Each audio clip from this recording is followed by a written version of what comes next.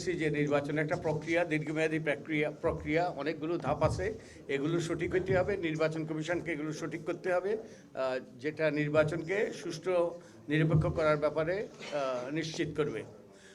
কিন্তু সুষ্ঠু নিরপেক্ষ নির্বাচনই যথেষ্ট নয়, কারণ সুষ্ঠু নিরপেক্ষ নির্বাচন গণতান্ত্রিক যাত্রাপথের সূচনা মাত্র।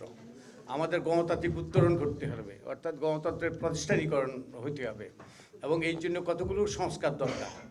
আমাদের কতগুলো আইনি সংস্কার দরকার, আমাদের নির্বাচনী অঙ্গনকে পরিচ্ছন্ন করা দরকার, রাজনৈতিক অঙ্গনকে কুলুষমুক্ত করা দরকার, টাকার খেলা বন্ধ করা দরকার, আমাদের নাগরিক সমাজ এবং গণমাধ্যমকে তারা ওয়াচডগের ভূমিকা, অতন্দ্র প্রহরের ভূমিকা পালন করা দরকার।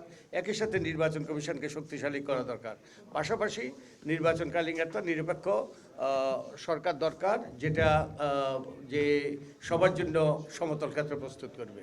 তো এগুলো হলে একটা সুষ্ঠু নিরপেক্ষ নির্বাচনের পথ সুগম হয়। তো এখন আমার মনে হয় একটা সুষ্ঠু নির্বাচনের যে পুরোপুরি সন্তোষজনক না হলেও এখন অন্তত একটা নির্বাচন, একটা সরকার আছে যেটা কোনো পক্ষপাতদুষ্ট নয়, কোনো দলীয় সরকার নয়, এটা অন্তর্বর্তীকালীন সরকার।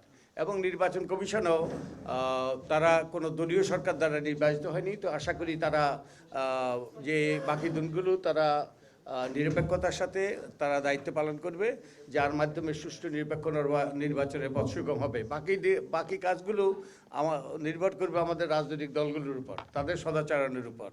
এবং আমাদের রাজনৈতিক দলগুলো যদি নির্বাচনী অঙ্গনকে পরিচ্ছন্ন করার জন্য বদ্ধপরিকর হয়, তাদের রাজনৈতিক দলগুলোকে যদি গণতান্ত্রিক করে, স্বচ্ছ করে, দায়বদ্ধ করে, এবং পাশাপাশি যদি তারা টাকার খেলা বন্ধ করতে চায়, আমাদের গণমাধ্যমও যদি যে নিরপেক্ষভাবে দায়িত্ব পালন করে, তাহলে আমরা সুষ্ঠু নির্বাচনের পথ সুগম হতে পারে। কিন্তু সুষ্ঠু নিরপেক্ষ নির্বাচন হলেই আমাদের গণতান্ত্রিক উত্তরণ ঘটবে না, তার জন্য প্রয়োজন হবে কতগুলো কাঠামোগত সংস্কার, এবং যেগুলো নিয়েই আমাদের গণভোট হবে। আপনারা জানেন যে এই গণভোটে 48টা বিষয় অন্তর্ভুক্ত থাকবে, এবং এই গণভোটের এই 48টা বিষয়ের কোথা থেকে এসছে আপনারা জানেন। যেহেতু এই সরকারের অন্যতম অগ্রাধিকার হলো সংস্কার, এই সরকার ক্ষমতায় আসার পর তারা প্রথমে 6টা সংস্কার কমিশন গঠন করে, তার মধ্যে নির্বাচন ব্যবস্থা সংস্কার কমিশন, তারপরে সংবিধান সংস্কার কমিশন, নির্বাচন দুর্নীতি দমন কমিশন, সংস্কার কমিশন ইত্যাদি ইত্যাদি, এইরকম 6টা সংস্কার কমিশন গঠন করে।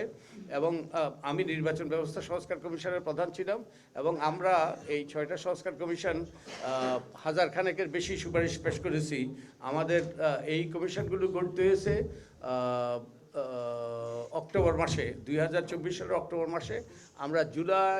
আমরা ফেব্রুয়ারি 2025-এ আমরা আমাদের সুপারিশগুলো পেশ করেছি।